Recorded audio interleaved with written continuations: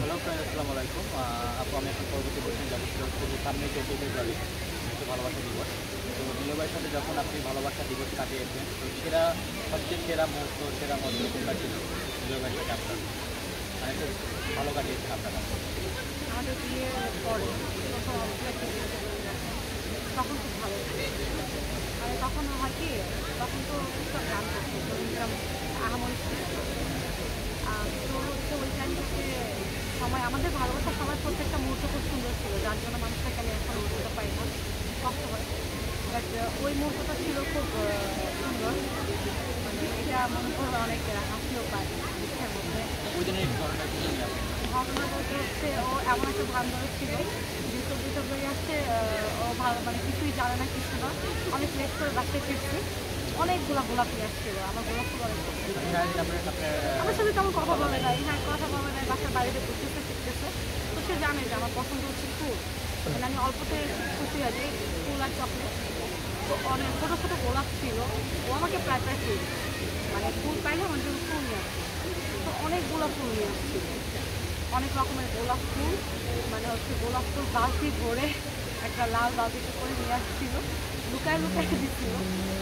পরে বললো যে যদিও ফুলের দাম অনেক থাকে।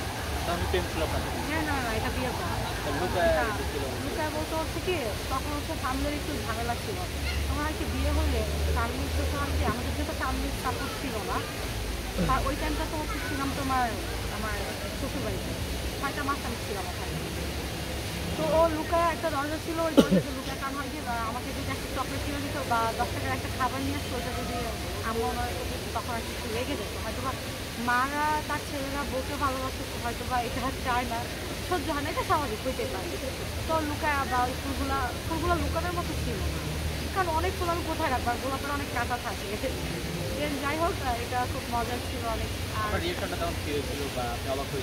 সে সারাদিন কথা বলে নাই, বাইরে দিয়ে ঘুরতে এসে, তো আমি ভাবলাম যে সবাই মানে ভালোবাসা দিবস কাছে মনে একটু বেশি ভালোবাসা কাজটা করে।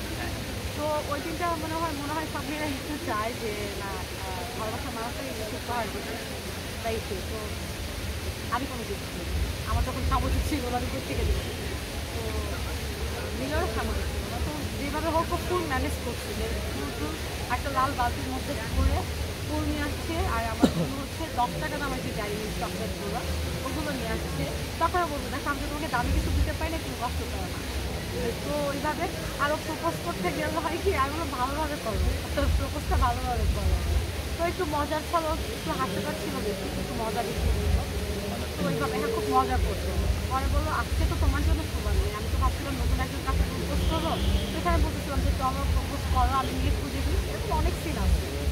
মানে 4.5 বছরের মধ্যে আমাদের ভালো সময় খুব ছিল, যত ছিলাম যাই ছিলাম, কিন্তু আমাদের ভালোবাসাটা ছিল। বেশি ভালোবাসা কপালে থাকে না, বেশি কপালে থাকে না, আল্লাহ নিয়ে গেছে, কিছু করার নেই। তো আমার কাছে তার সাথে কাটানো প্রত্যেকটা মুহূর্ত স্পেশাল, প্রত্যেকটা মুহূর্ত ছিল অনেক ভালোবাসা, মানে এখানে কোনো কমতি পাইনি ভালোবাসা। সে আমাকে প্রচুর ভালোবাসতো, এটা সত্যি। মনে রাখার মতো। বর্তমান সময়ে কিন্তু এরকম ভালোবাসা আমরা দেখতে পাই না, যে ভালোবাসা দেখেছে, কিন্তু নীলয় আপনাদের যে ভালোবাসা এসেছে, এটা সত্যি অবিশ্বাস্য। হ্যাঁ, নিলয় আমাদের যেহেতু ভালোবাসা দুজন পছন্দ বিয়ে করে নিজেরা, বুঝো যে ফ্যামিলির কোনো কথা শুনি না, ফ্যামিলির সাপোর্ট ছিল না, মূলত হচ্ছে ফ্যামিলির যারা রিলেশন করে বিয়ে করে, ফ্যামিলির সাপোর্ট যদি না থাকে, তাদের তো অবস্থা বড়, খুব কষ্ট হয়েছে আমাদের করতে দিতে। বাট এত কিছুর মধ্যে আমাদের দুজনের ভালোবাসাটা অনেক ছিল, বাট অনেক সময় পরিবারের কারণে অনেক ভালোবাসা হারিয়ে যায়, এটা যার সাথে তারাই জানে। আমি তো জানি বর্তমান সময় মেয়েরা লোভী হয়ে থাকে। আপনি কি মিন করে একজন যার কোনো টাকা পয়সা ছিল না, ওটাও সময় সে কিন্তু ফেমাস ছিল না, তার হাতে কোনো টাকাও ছিল না, আপনার ফ্যামিলি সবার মা বাবাকে ইচ্ছা করে আপনি একজন শূন্য পকেটের একটা ছেলেকে বিয়ে করেছেন, ভালোবাসেন, তার সাথে কেন করেন? এত ভালো ভালো অবস্থায় থাকবেন। এটা মায়া ছিল, আমি তার মায়া পড়ে গেছিলাম।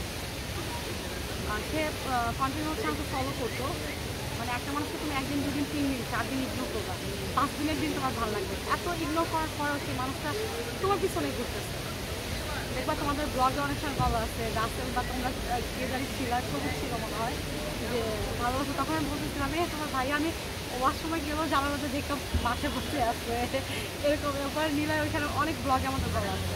কানের সাথে ওর মায়ের করে গেছিলাম, আমি কিচ্ছু জানতাম না ওর বাড়িতে। ওর বাড়িতে কুমিল্লাতে না কোথাও বলছিল যে হাজারিবাগের সাইডে ভাড়া করে, আমি কিছুই জানতাম না।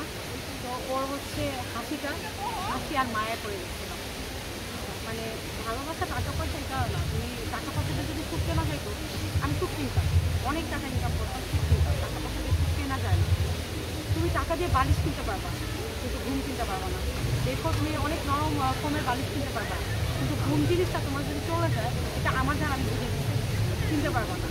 তো টাকা দিয়ে কখনো ভালোবাসা কেনা যায় না, কিন্তু সবাই জানে আমি টাকা বুঝি, এই অনেক রকমের কথা ছড়ানো হয়েছে।